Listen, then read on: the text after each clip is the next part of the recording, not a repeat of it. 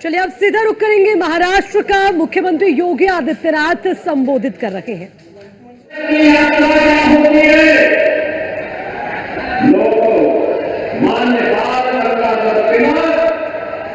इसके उदाहरण है।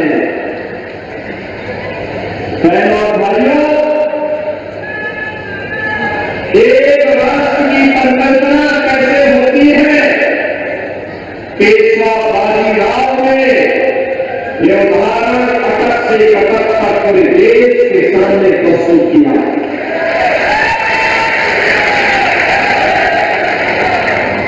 दुनिया का सबसे बड़ा सामाजिक संगठन कैसे चलता है, महाराष्ट्र की नागपुर की धरती पर ही 1925 में राष्ट्रीय स्वयंसेवक संघ ने दुनिया के सबसे बड़े सामाजिक संगठन के रूप में अपने आप को स्थापित करके चालू किया। एक देश, एक विधान और सब समान, इस भाव को देने वाले बाबा साहब डॉक्टर भीमराव अंबेडकर भी इसी महाराष्ट्र की धरती की देन है। ऐसी पावन धरा को कौन ऐसा भारतीय होगा जो श्रद्धा भाव के साथ नमन न करना चाहता होगा। और इसीलिए महाराष्ट्र के आप सभी बहनों और भाइयों को मैं सादर अभिवादन करने के लिए आज अकोला में आया हूं, आपसे निवेदन करने के लिए। बहनों और भाइयों, चुनाव अनेक होते हैं। भारत के लोकतंत्र में आप सबको कभी विधानसभा का, कभी लोकसभा का चुनाव करना होता है, कभी स्थानीय निकायों के चुनाव करने होते हैं। परिणाम भी आते हैं, लेकिन कुछ चुनाव महत्वपूर्ण हो जाते हैं देश के भाग्य के लिए। भाइयों, महायुति गठबंधन की डबल इंजन सरकार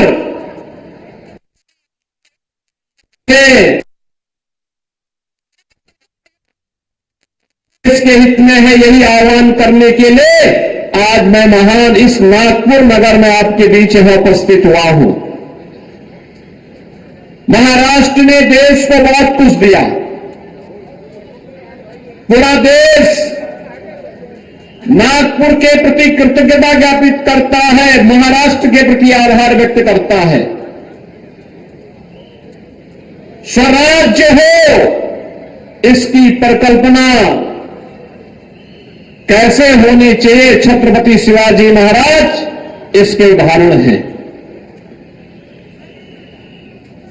एक राष्ट्र के रूप में परिकल्पना होनी चाहिए, ये महाराष्ट्र से पेशवा बाजीराव ने अटक से कटक तक पूरे भारत को दिया। गणनायक से लोकनायक कैसे बनते हैं, ये महाराष्ट्र की धरती से ही लोकमान्य बाल गंगाधर तिलक ने दिया।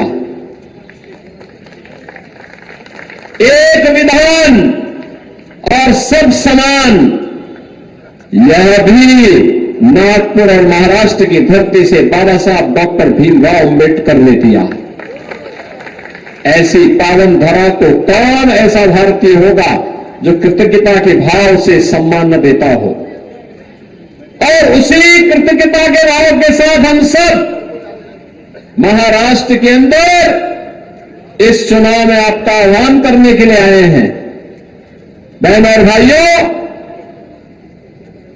चुनाव में कांग्रेस अपनी पुरानी तोता रटंत बातों के साथ फिर से आई होगी।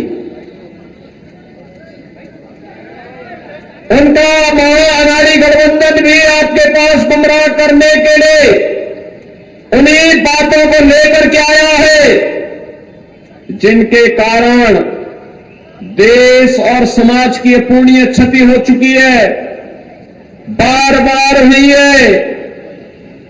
ये फिर से जाति के नाम पे बांटने के लिए आया है। ये आपस में लड़ाने के लिए आए हैं।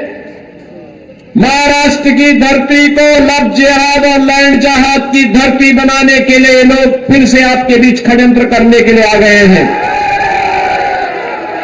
और इसीलिए मैं तो देख करके भौचक हूं, पता नहीं मेरे किन बातों को लेकर के कांग्रेस के राष्ट्रीय अध्यक्ष श्री मल्लिकार्जुन खड़गे मुझ पर लाल पीले हुए जा रहे हैं। मल्लिकार्जुन खड़गे जी कांग्रेस के वरिष्ठ नेता हैं, राष्ट्रीय अध्यक्ष हैं, केंद्रीय मंत्री रह चुके हैं, वयोवृद्ध नेता हैं। हम उनका सम्मान करते हैं, लेकिन इस उम्र में उनको सच बोलने की आदत भी डालनी चाहिए। खड़गे जी, आप जिस बात को लेकर के मुझ पर लाल पीले हो रहे हैं, मुझ पे लाल पीला मत होइए। कम से कम मुझे धन्यवाद तो दे दीजिए कि मैंने एक सच्चाई सबके सामने रखी है। खड़गे जी का जो गांव रहा है वह बारावती गांव, ये हैदराबाद रियासत, हैदराबाद निजाम के रियासत का हिस्सा था। जब भारत स्वतंत्र हो रहा था तब हैदराबाद के निजाम के रजाकारों ने खड़गे जी के गांव को भी, वहां पे लाखों हिंदुओं का कत्लेआम हैदराबाद निजाम के रजाकारों के द्वारा किया गया था। बाबा साहब भीमराव अंबेडकर ने तब पत्र लिखा था वहां के हिंदुओं के लिए, वहां के दलितों के लिए, कि जिन लोगों पे अत्याचार हो रहा है वे लोग वहां से छोड़ करके सुरक्षित महाराष्ट्र की तरफ आ जाएं। और दुर्भाग्य से श्री मल्लिकार्जुन खड़गे जी के परिवार के सदस्य, उनकी माता जी, उनकी बहन, उनकी चाची और परिवार के कई सदस्यों को भी निजाम के रजाकारों ने जला करके मार डाला था, पूरे गांव को जला के मार डाला था। बहनों और भाइयों, निजाम पर लाल पीला होने की बजाय ये निजाम का इतना दुस्साहस क्यों बढ़ा था? आपकी गणपति की शोभा यात्रा पर पथराव कैसे होता है? रामनवमी के जलसों पर पथराव कहां होता है? और 1947 में देश के अंदर काटे गए लाखों हिंदू क्यों कटे थे? बहनों और भाइयों, क्योंकि हम बटे थे इसलिए कटे थे। जाति के नाम पर बटे थे इसलिए कटे थे। बटेंगे तो और एक रहेंगे तो सेफ रहेंगे, एक रहेंगे सेफ रहेंगे, एक रहेंगे तो कोई गणपति की शोभा यात्रा पर फिर हमला करने का दुस्साहस नहीं कर पाएगा।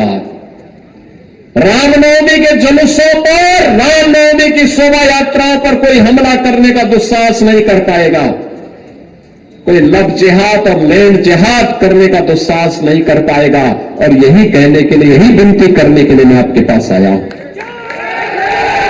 बहनों और भाइयों, मैं तो कांग्रेस पार्टी के अध्यक्ष से कहना चाहता हूं कि मैं एक योगी हूं, मैं एक योगी हूं।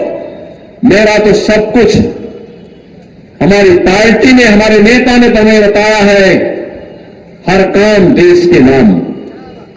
मेरा भी हर काम देश के नाम है। मेरा तो पूरा जीवन ही सनातन धर्म के लिए समर्पित है। तो फिर मुझ पे लाल पीला मत होइए, लाल पीला होइए उन लोगों पर, उस निजाम पर, उसके रजाकारों पर और उसके आदर्शों पर चलने वाले उन नेताओं पर जो हिंदू समाज को बांटने का पाप कर रहे हैं, जो जाति के नाम पर समाज को बांटने का काम कर रहे हैं। बहनों और भाइयों, जब ये देश एक भारत श्रेष्ठ भारत की परिकल्पना को साकार कर रहा है। पिछले 10 वर्ष में मोदी जी के नेतृत्व में आपने बदलते हुए भारत को देखा होगा। एक ऐसा भारत जिसकी सीमाएं सुरक्षित हैं, एक ऐसा भारत 2014 के पहले इसी कांग्रेस के नेतृत्व की सरकार थी। पाकिस्तान भारत की सीमा में घुसता था, पाकिस्तान भारत के अंदर आतंकी वारदात को अंजाम देता था। आज नया भारत आप देख रहे होंगे। ये नया भारत छेड़ता नहीं है, लेकिन कोई छेड़ता है तो छोड़ता भी नहीं है। आज भारत अपने देश के अंदर 80 करोड़ लोगों को फ्री में राशन की सुविधा पिछले 4.5 वर्षों से दे रहा है, और पाकिस्तान के अंदर एक रोटी के लिए लोग तरस रहे हैं। भारत की आबादी 140 करोड़, 80 करोड़ लोग पिछले 4.5 वर्ष से फ्री में राशन की सुविधा हर माह प्राप्त कर रहे हैं, और पाकिस्तान है 23 करोड़ की कुल आबादी, और वह भी रोटी के लिए मोहताज है। बहनों और भाइयों, ये नया भारत है, सीमाओं की सुरक्षा करना भी जानता है। अपने देश के अंदर आतंकवाद की जड़ कश्मीर की धारा 370 को सदैव के लिए रसातल पर पहुंचाने का भी हिम्मत रखता है, और अपनी विरासत का सम्मान कैसे होना चाहिए, 500 वर्षों के बाद अयोध्या में रामलला का विराजमान होना भी इसका एक उदाहरण है। आखिर यह काम कांग्रेस भी तो कर सकती थी। देश की सीमाओं की सुरक्षा कांग्रेस भी कर सकती थी, लेकिन कांग्रेस कहती थी, जब हम लोग संसद थे, बोलते थे कि भाई पाकिस्तान आतंकी वारदात फैला रहा है, इसको रोको, इसको टोको, और नहीं मानता तो ठोको इसको। लेकिन कहते हैं संबंध खराब हो जाएंगे, बोलो मत, नाम मत लो। आज कैसे पाकिस्तान चिल्ला रहा है दुनिया में कि साहब बचाओ, भारत कभी भी मुझे तबाह कर सकता है। बहनों और भाइयों, कांग्रेस भी कर सकती थी देश की सीमाओं की सुरक्षा, उसने नहीं की। देश की तुलना में उसको संबंध महत्वपूर्ण रखते थे। राजनीति की खातिर, वोट बैंक की खातिर देश की सुरक्षा के साथ समझौता कर रही थी। कश्मीर में धारा 370 समाप्त नहीं करना चाहती थी, क्योंकि धारा 370 तो उन्होंने इस देश के अंदर बाबा साहब भीमराव अम्बेडकर की भावनाओं के विरुद्ध डाली थी, इसलिए हटाने की भी हिम्मत नहीं कर पा रहे थे, क्योंकि वोट बैंक की चिंता थी। बहनों और भाइयों, कांग्रेस भी अयोध्या में राम मंदिर का निर्माण कर सकती थी, अवसर मिले थे, नहीं किया। वो तो कहते थे कि राम हुए ही नहीं, कृष्ण हुए ही नहीं, जैसे कि भारत का निर्माण इन कांग्रेसियों ने किया हो, डिस्कवरी ऑफ इंडिया से ही ये भारत बना हो। इनको नहीं मालूम कि भारत एक सनातन राष्ट्र है, सृष्टि के प्रारंभ से ही भारत का अस्तित्व है, और राम और कृष्ण हमारे आराध्य देव हैं। और इसीलिए बहनों और भाइयों, मैं आपसे कहने के लिए आया हूं, कांग्रेस न विकास कर सकती है, कांग्रेस न सुरक्षा दे सकती है, कांग्रेस न विरासत का सम्मान कर सकती है, और कांग्रेस बेटी और बहन की सुरक्षा भी नहीं कर सकती। ये भी खतरे में। लव जिहाद के नाम पर, लैंड जिहाद के नाम पर कोई सख्त कानून बने, यह कांग्रेस नहीं कर सकती, क्योंकि उसे वोट बैंक पहले दिखाई देगा। और इसलिए बहनों और भाइयों, मैं बार बार कहता हूं, ये महाअघाड़ी नहीं, महाअनाड़ी गठबंधन है। इनके लिए राजनीतिक स्वार्थ पहले है, देश नहीं, देश इनके एजेंडे का हिस्सा नहीं, समाज की सुरक्षा इनके एजेंडे का हिस्सा नहीं, देश की सुरक्षा इनके एजेंडे का हिस्सा नहीं। और मैं आप सबसे ये अपील करने के लिए आया हूं कि जिनके एजेंडे में देश और बहन नहीं, देश की माटी नहीं, देश का युवा नहीं, देश का किसान नहीं, देश का व्यापारी नहीं, उसको क्यों चुन के हम भेजेंगे? उसको नहीं चुन के भेजना है। जो देश के हित में काम करे, किसान के हित में, युवा के हित में, नौजवान के हित में, महिलाओं के हित में, किसान के हित में, व्यापारी के हित में काम करे, ऐसी सरकार चाहिए। और ये कार्य डबल इंजन की सरकार कर सकती है। डबल इंजन की भारतीय जनता पार्टी की महायुति गठबंधन की सरकार कर सकती है। बहनों और भाइयों, आपने देखा होगा महाराष्ट्र के अंदर डबल इंजन की सरकार आई, काम फिर से तेजी के साथ आगे बढ़ने लग गए। यूपी में 2017 से डबल इंजन की सरकार है, तो वहां आपने देखा होगा लैंड माफिया, लैंड जिहाद के नाम पर, लव जिहाद के नाम पर जो लोग पिछली सरकारों में कुछ करते थे, वे या तो यूपी छोड़ चुके हैं या फिर जहन्नुम की यात्रा में जा चुके हैं। अब वहां नहीं कुछ होता। बहनों और भाइयों, जितने दुर्दांत माफिया थे वहां के, वे सब भी राम नाम सत्य है की यात्रा में जा चुके हैं। और इसीलिए मैं आप सब नागपुरवासियों को आह्वान करने के लिए आया हूं। 20 नवंबर को चुनाव है। हरियाणा में हैट्रिक लगा करके साबित कर दिया है कि देश को भाजपा ही आगे बढ़ा सकती है और विकसित भारत की परिकल्पना को केवल भाजपा साकार कर सकती है। महाराष्ट्र और झारखंड के अंदर भी चुनाव है। झारखंड के अंदर कल पहले चरण का चुनाव होना है और 20 नवंबर को दूसरे चरण का और अंतिम चरण का चुनाव होना है। मैं महाराष्ट्र वासियों से कहूंगा, झारखंड तय कर चुका है कि डबल इंजन सरकार ही बेटी, रोटी और माटी की रक्षा झारखंड के अंदर कर पाएगी और केवल भाजपा कर पाएगी। और यही आह्वान महाराष्ट्र से मैं करूंगा कि भारतीय जनता पार्टी ने अपने योग्य प्रत्याशी आपके बीच में दिए हैं। हमारे प्रदेश अध्यक्ष चंद्रशेखर बावनकुले जी भी इसी नागपुर से चुनाव लड़ रहे हैं, लेकिन महाराष्ट्र के अंदर घूम रहे हैं, अभी अपने विधानसभा क्षेत्र में नहीं गए। वे तो भारी बहुमत से जीतेंगे, इसमें कोई संदेह नहीं है और सबका आशीर्वाद, नागपुर का आशीर्वाद उनको प्राप्त होगा। लेकिन भारतीय जनता पार्टी ने नागपुर मध्य से श्री प्रवीण दटके को और दक्षिण नागपुर से मोहन मते को अपना प्रत्याशी बना करके भेजा है। आप इन सबको अपना आशीर्वाद देंगे, इन प्रत्याशियों को आपका आशीर्वाद मिलेगा, भारी बहुमत से विजयी बना के भेजेंगे। दोनों हाथ में कर देंगे नागपुरवासियों, जहां तक आवाज जा रही है, दोनों हाथ में करके दोनों प्रत्याशी यहां करके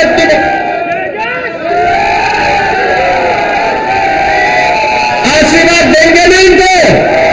सभी लोग सहमत हैं? घर घर जाकर के एक एक व्यक्ति से अपील करेंगे और अपील भी इस बात को लेकर, देश के अंदर नागपुर ने इंफ्रास्ट्रक्चर का एक मॉडल दिया है। सरदेव गडकरी जी के नेतृत्व में और भारतीय जनता पार्टी के नेता देवेंद्र फडणवीस के नेतृत्व में और चंद्रशेखर बावनकुले जी के नेतृत्व में भारतीय जनता पार्टी महायुति का पूरा गठबंधन महाराष्ट्र के अंदर भी चुनाव लड़ रहा है। इसलिए नागपुर में इतने भारी बहुमत से भारतीय जनता पार्टी के प्रत्याशी विजयी होने चाहिए कि महाअघाड़ी गठबंधन के सभी प्रत्याशियों की जमानतें जब्त हो जाए। सहमत हैं? सभी लोग सहमत हैं? दोनों हाथ बढ़कर के मुझे यहां पर आश्वस्त करिए, जहां तक आवाज जा रही है दोनों हाथ बढ़कर के बोलेंगे, भारत माता की, भारत माता की, भारत माता की। की जय श्री राम, जय जय श्री राम।